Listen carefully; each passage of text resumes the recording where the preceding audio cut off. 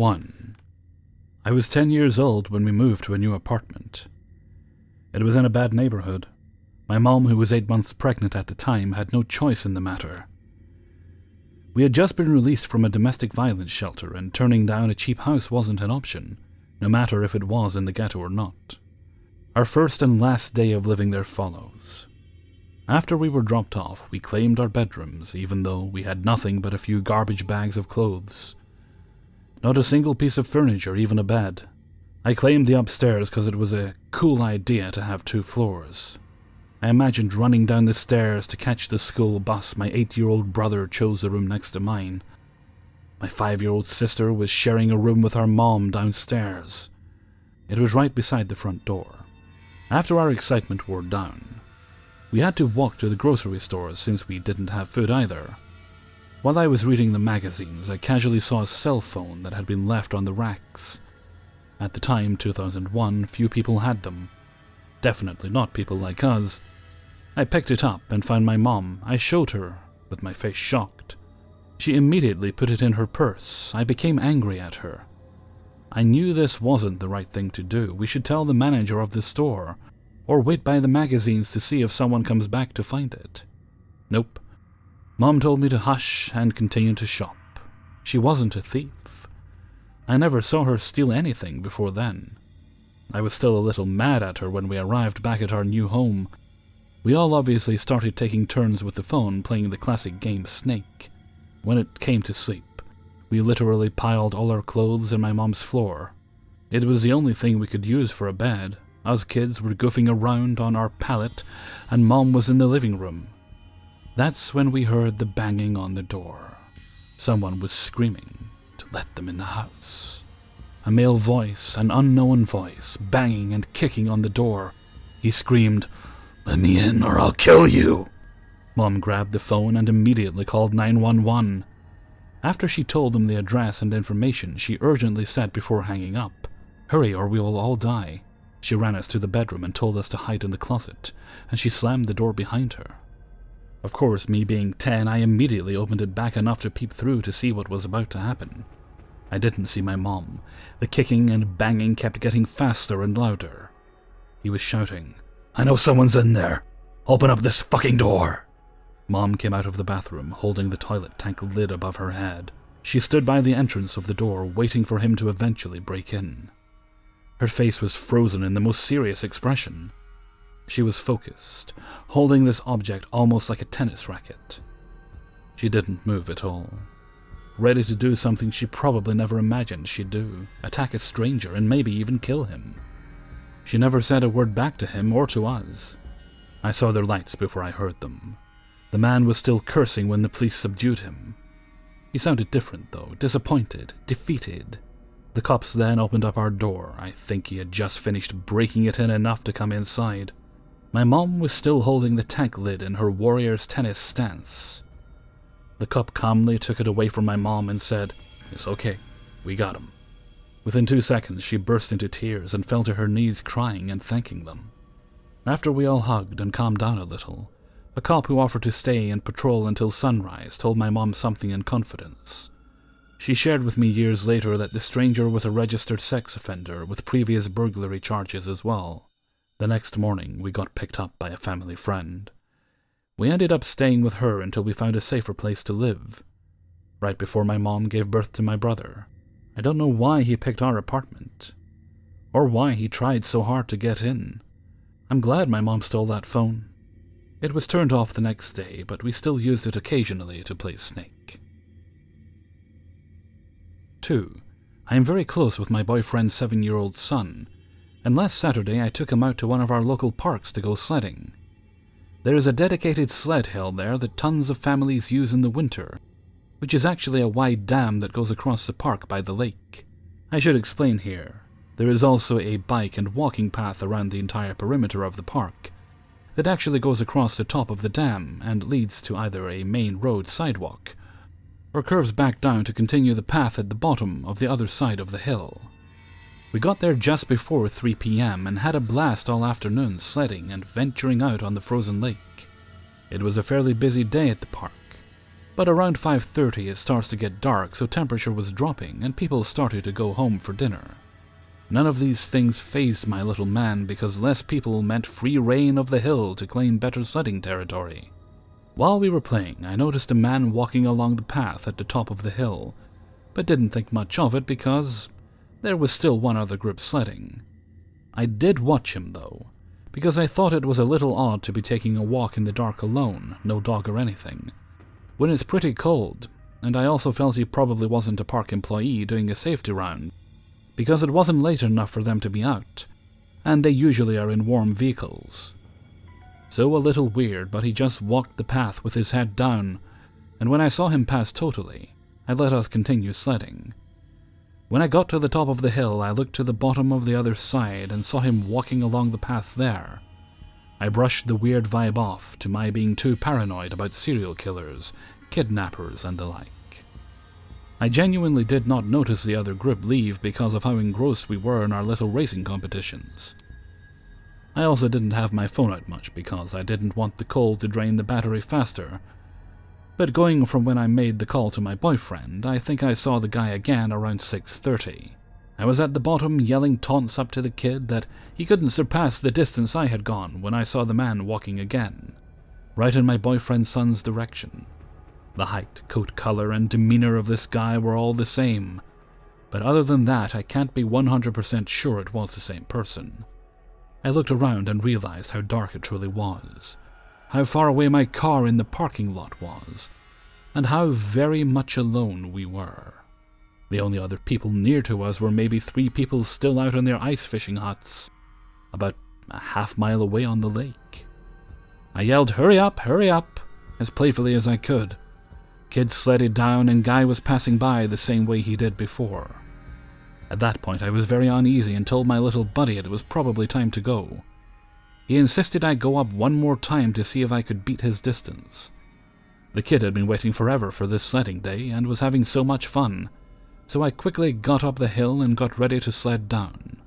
The guy was to my left now, a good distance away, and looked like he was going to walk the same path. I started to sled down while keeping my head turned toward him. He was almost to the main sidewalk when all of a sudden, I watched him turn and head diagonally down the hill towards us fast. He was making a beeline for right where we were. I was scared shitless. I hit the bottom of the hill, stood up, and ran over towards the direction of the parking lot in front of us. Boyfriend's son was half focused on the fact that I didn't get my sled right out to its full distance, and half focused on finding his water bottle before we left, which was somewhere on the ground in the snow. I didn't want to scare him, but I said, leave it. We need to leave. Leave it. The guy was approaching, head down and one hand in his coat pocket, and we were flat out retreating. It didn't feel dangerous enough to break out into a run, plus my car was at the back of the lot, and the ground was quite slick. Or to call 911. But I got scared enough that I felt a rush of adrenaline and shoved the kid, still complaining about the bottle, behind me.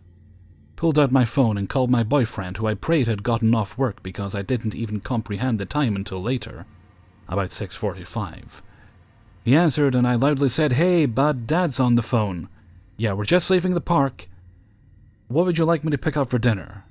I was very afraid this guy was going to pull out a gun or a knife and try to make us go somewhere else. And I know a phone call probably wouldn't intimidate someone who really wants to hurt you. But it was what my hyped-up, scared self decided to do. I went on to ask my boyfriend what time he got off work, even though I know when he gets off exactly, and other questions that might tip him off to something going on. He just answered them as if I were an idiot, and as he talked to me, the guy passed us very closely. He was tall and had a hood on, but I could see his face and glasses. There was so much free, open space around us, and he walked so close to me his coat nearly brushed me, and the fog from my breath touched him. He kept his hand in his pocket the whole time. I am 24 years old, 5'1", and didn't have my pepper spray on me because my purse was in my car. Thankfully, he just kept going, didn't look back, and disappeared behind a truck in the parking lot. Very quietly, I whispered to my boyfriend, who was getting annoyed with the random lines of conversation. Will you just stay on the phone with me? He paused for a minute and asked, Are you scared? What's going on? I quickly explained it and pulled my protesting kid along to my car, where I shoved the kid in, shoved the sleds in, and got the hell out of there. I think there's something in your brain that makes you want to believe a bad situation isn't happening. I kept trying to minimize everything as it was happening, probably to keep myself from panicking. Now I just keep thinking about how creepy it was that he came back after everyone had left and seemingly made a decision to turn back around and rush down a hill towards a woman and a child who were all alone in a dark park. Even if he didn't have bad intentions at all, I'm sure he could tell I was scared by the way I reacted to everything he did. He was either a creep or really lacked awareness in what he was doing. From now on, we go home when we see the last few people go home, and it starts to get dark. Scary Park guy. Let's not meet ever again. 3. This happened in the summer of 2013 when I was 27 and living in a rather large city in Texas. I lived in a historic district that had gorgeous old mansions from the late 1800s and early 1900s on one block, and crack houses on the other. The area was and still is in a perpetual state of transition, and I lived on the cusp of the two sections. I had moved to this area in January from an even shadier part of downtown to an old house that was split into 4 units. Each of us had 1/4 of the house, so 2 upstairs and 2 downstairs, with a common foyer area where the mailboxes were. I lived in the bottom right unit, if you were looking at the house from the street. Despite the shadiness of the area and the crackheads that wandered around at night, I felt mostly safe. I liked the house and I liked the other tenants, all females like me and all around my age. The girl who lived in the unit across the hall from me, Gigi, was a little quirky, but she was nice, and had a gorgeous cane Corso named Carlo. One day in early August, I ran into Karen, who lived in a unit upstairs. She told me she was moving out later that month to live with her boyfriend. I was a little bummed because she was nice and quiet, but otherwise didn't give it much thought. She moved out during the day on Thursday, August 22nd, while the rest of us were at work. I had plans to go to my then-boyfriend's house that evening, so I got home from work that evening and grabbed my dog Leopold, German Shepherd, that I had just gotten in July, and walked out the front door. I was locking up and was startled when a guy about my age came up to the walkway and spoke up from right behind me. "Hey!" I jumped and turned, feeling mostly okay because I had Leopold, and even though he's a huge baby, he looked scary. So I said hello back. Here's what followed. "Do you live here?" Yes I do. Why?" Stupid to admit, I know, but I had just walked out, locked up, and had my dog with me, so I didn't feel like I could reasonably deny it. "Are you moving?" "No, I believe one of the other tenants moved out recently, but we don't interact a lot, so I'm not 100% sure." "Well, her movers assaulted me today, and I want to press charges." "I'm really sorry to hear that. Did you notice a name on the van of the moving company? If so, you should contact the company and let them know what happened." "Note, he looked just fine, so I didn't really know what he meant by assaulted." "Yeah, thanks. Bye." I thought nothing of the encounter. He seemed normal-ish. So I went on my way, spent a few hours at my boyfriend's house, and headed home. I pulled up to my house around 9:15 p.m. to see 3 cop cars with their lights on and flashing, and a lot of commotion in the front. I walked up to see that the glass in the front door had been busted. As I walked up, Gigi stopped me, and she was pretty hysterical. She said she was in her place when she heard a loud noise that was the glass shattering. She opened her door to look. Remember, we have the bottom units in the foyer, so our front doors were right at the front of the house. To see a guy running away, the glass broken, and a note on the glass. The note said, "Watch your back." Gigi then told me that Karen told her that she was moving out. Her movers got into a kerfuffle with some guy because he kept trying to aggressively sell them drugs, and would not leave them alone even when they asked him to.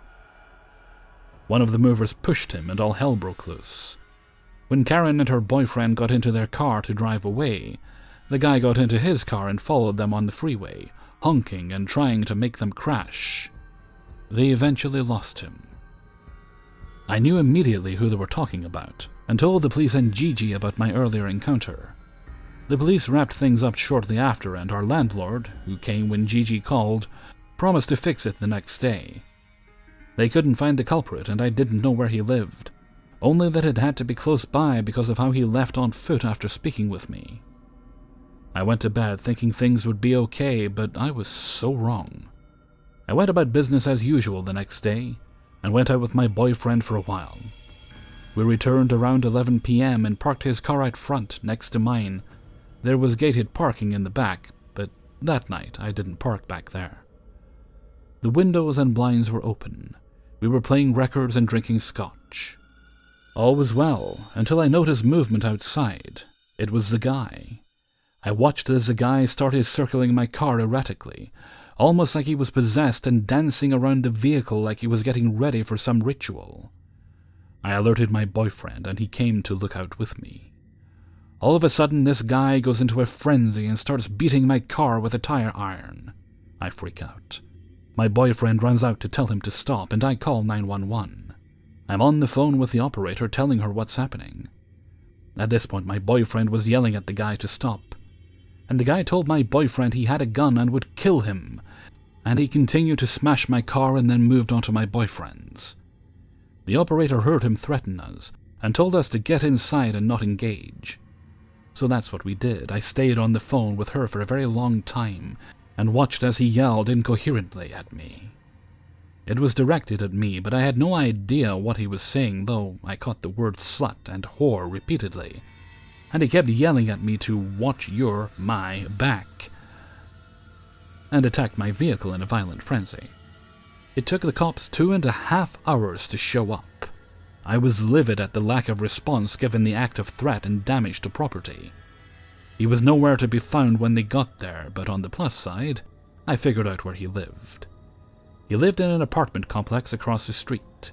When the police arrived, they assessed the damage to my car, and it turns out he had also decided to key my car all over.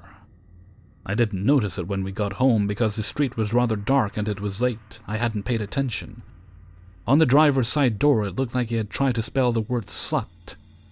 Unfortunately, the police couldn't find him and were absolutely useless. I barely slept that night and was incredibly upset, but the story does not end there. On Sunday, Gigi called me again. The guy was loitering around the house and staring at it from the sidewalk. She got spooked and called the cops again. Nothing happened. They still couldn't find him, and honestly, I can't remember why he was so hard to find for them. I only remember being angry at them, and him. A few nights later, Gigi heard sounds outside again and called the cops, again. This time he had left a note with another note that read, "Watch your back." But he had laid it outside my windows.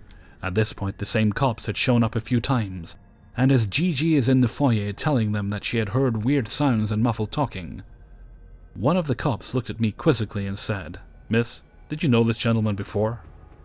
No, I had never met him until he approached me on Thursday to ask about Karen moving out. Are you sure? Yes, I'm sure. Are you positive you didn't have any sort of relationship with him previously? Yes, I am. Why are you asking?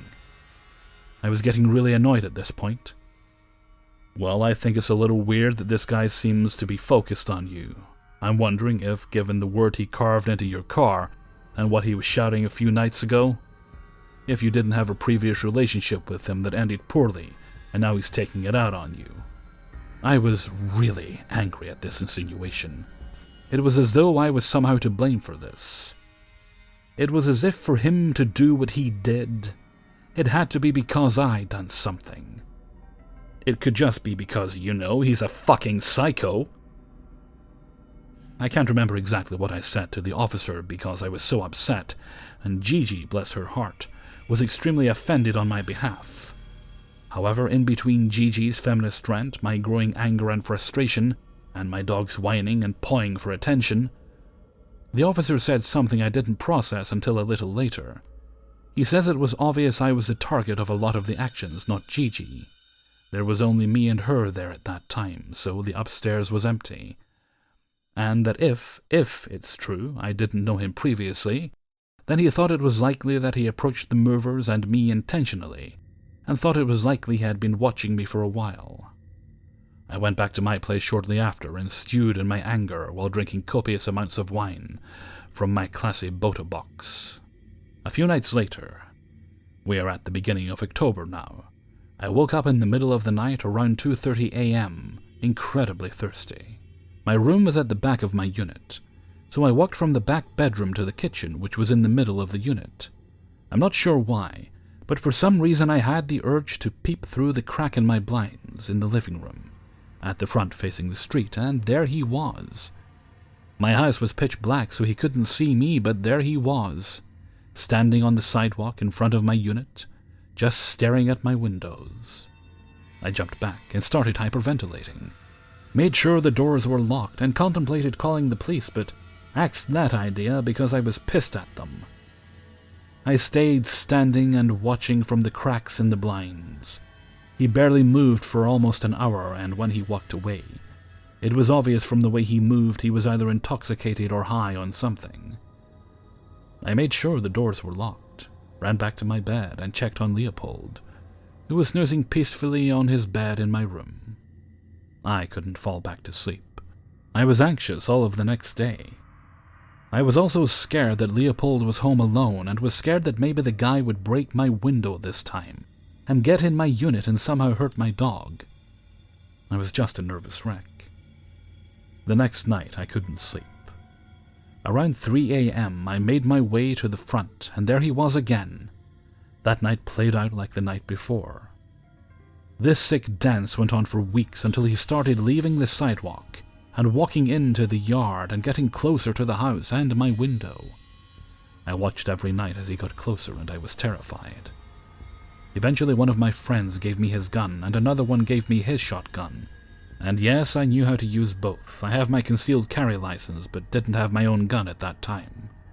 They didn't really make me feel better. Those weeks were some of the longest of my life, and every night was the same. I didn't sleep. Work was hard because I wasn't sleeping, and I was worried about my dog.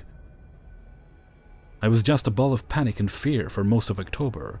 I watched him watch my windows and get closer and closer, until one night he was right outside my window.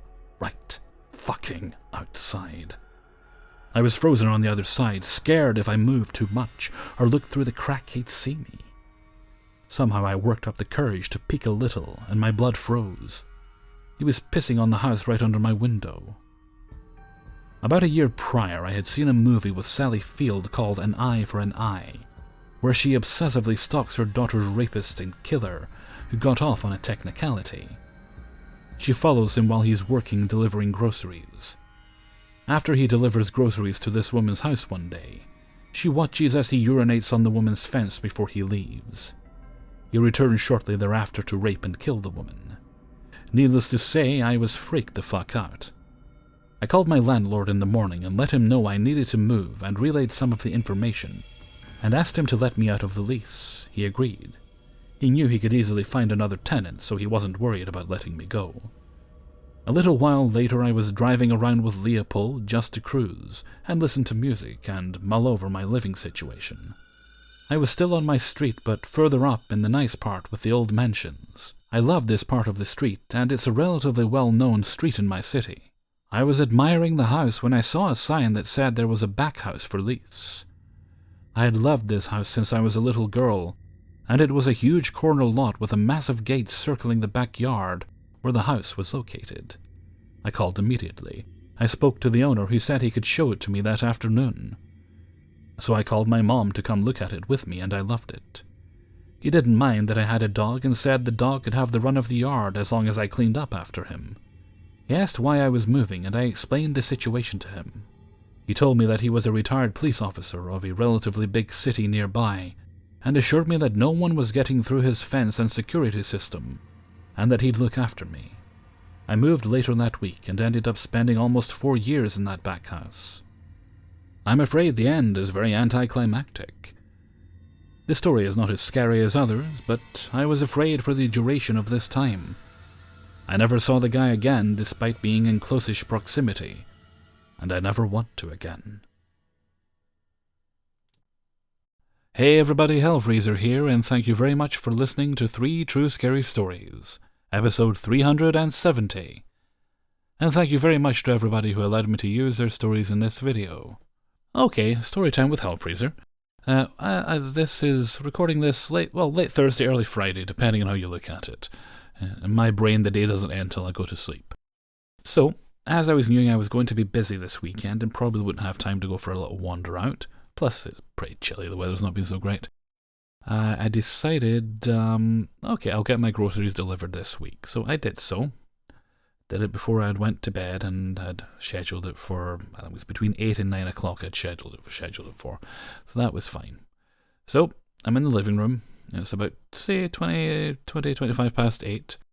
And I can always tell when they're there. I can usually hear, oh, that sounds like their van. So sure enough, opened up the door and there was a van right at my gate, as it usually is. Then it drove away. Excuse me, please bring my food back. I'd like to eat. And then it stopped at the next door down. I thought, well, did they not know where the house is? Usually they've got no trouble finding the place. And then it started up again and just drove off. I thought, okay, that's weird. Well, so I thought, well, maybe there's another one nearby and they've got to go there first. That's all I could think, but it shouldn't really be a problem. Anyway, so I went in, made sure I kept the phone near me, and sure enough, about a minute or so later, I got a phone call from the driver. After he's already stopped at my house, asking how to get at my house. So I had to go out and find him and wave at him to get him to come up the hill. Got everything though, and I did still give that guy a tip because he was helpful and friendly otherwise. Maybe it was his first day, who knows. Okay, and with that I'm going to head off for now, so until next time, thank you very much for listening, and take very good care of yourselves.